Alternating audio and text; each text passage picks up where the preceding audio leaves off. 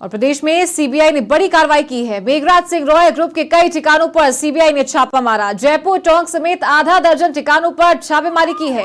हालांकि कार्रवाई से पहले मेघराज सिंह गायब हो गए थे। अवैध बजरी के मामलों में रिश्वत लेने देने के आरोप में छापेमारी की, तो इससे पहले प्रवर्तन निदेशालय की टीम भी कार्रवाई कर चुकी है।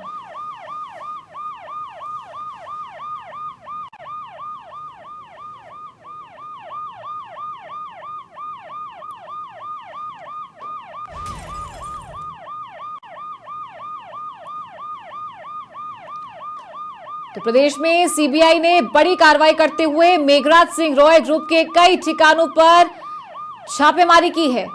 जयपुर, टोंक समेत आधा दर्जन ठिकानों पर छापेमारी की गई है। तो इससे पहले प्रवर्तन निदेशालय यानी कि ईडी ने भी मेघराज सिंह रॉयल के कई ठिकानों पर दस्तक दी थी और छापेमारी की थी।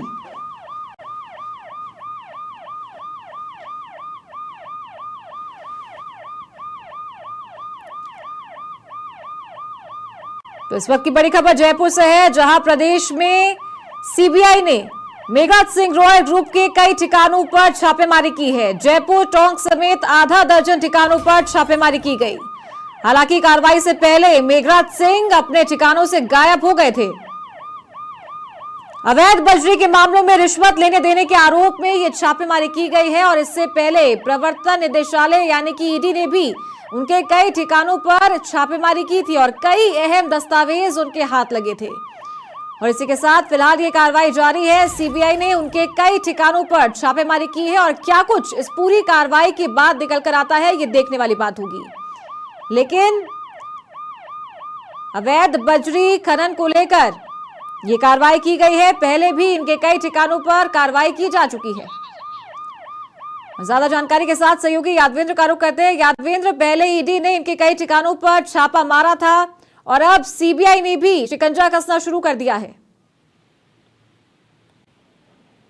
देखिए चारू, मैं आपको बता दूं कि मेघराज सिंह जो ग्रुप है, एमआरएस जो ग्रुप है, वो होटल व्यवसाय के क्षेत्र में, बजरी के क्षेत्र में सबसे बड़ा ग्रुप है राजस्थान में। और विदेशों तक जो है मेघराज सिंह ने जो अपने सहयोगी पार्टनर्स के साथ मिलकर के जो है काफी इन्वेस्ट किया हुआ है। और इसी को लेकर के जो है सीबीआई की टीम ने आज जो है एक बड़ी कार्रवाई को अंजाम दिया। करीब आधा दर्जन से ज्यादा जो उनके ठिकाने हैं, टोंक हुआ, नागौर हुआ, जैसलमेर हुआ, जयपुर हुआ, उदयपुर हुआ, इन जगहों पर जो है सीबीआई की टीम ने कार्रवाई की है। और करीब 50 से 60 टीमें जो लगातार यहाँ पर दबिश दे रही है। खास बात यह है कि चूंकि बजरी को लेकर के एक सबसे बड़ा जो कारोबार जो है वो यहाँ पर मेघराज सिंह ने जो कि संचालित कर रखा है यहाँ पर। और सरकार में जो बैठे नुमाइंदों को यहाँ पर रिश्वत दे करके जो बजरी से जुड़े हुए जो लीज के जो पट्टे जो होते हैं, जो खनन से जुड़े हुए जो माइन जो थी वो इन्होंने ली थी। तो ऐसे में ये सब लेने के बाद रिश्वत देने का जो आरोप जो था वो कहीं ना कहीं पे लगा हुआ था। और इसके अलावा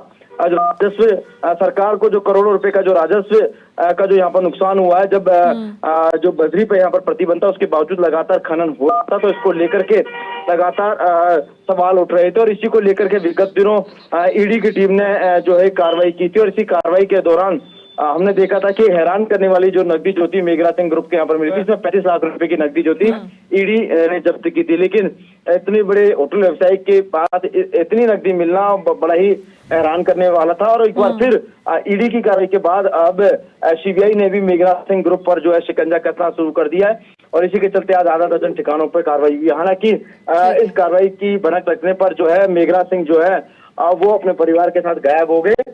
और लेकिन इनके जो ठिकाने हैं जयपुर के, जैसे करनी पैलेस हुआ, और इसके अलावा नागौर, जैसलमेर, उदयपुर में इनका एक होटल है, जैसलमेर में इनका होटल है। हमने देखा था जब विगत दिनों जब पूर्ववर्ती कांग्रेस सरकार के दौरान जब बाड़े बंदी हुई थी तो इन्हीं के होटल में जो ठहराया गया था। इसके अलावा इनको माना जाता है कि बजरी कारोबार में सबसे बड़ा इन्वेस्टर जो है मेघराज सिंह को माना जाता है। तो कुल मिलाकर के जो सीबीआई की जो कार्रवाई चल रही है, इसका रिजल्ट किस तरह से निकल करके सामने आता है, ये देखने वाली बात होगी। ठीक है, बहुत शुक्रिया यादवेंद्र आपका तमाम जानकारी देने के लिए। तो ये थे हमारे सहयोगी यादवेंद्र शर्मा, फोन लाइन पर हमारे साथ जुड़े थे।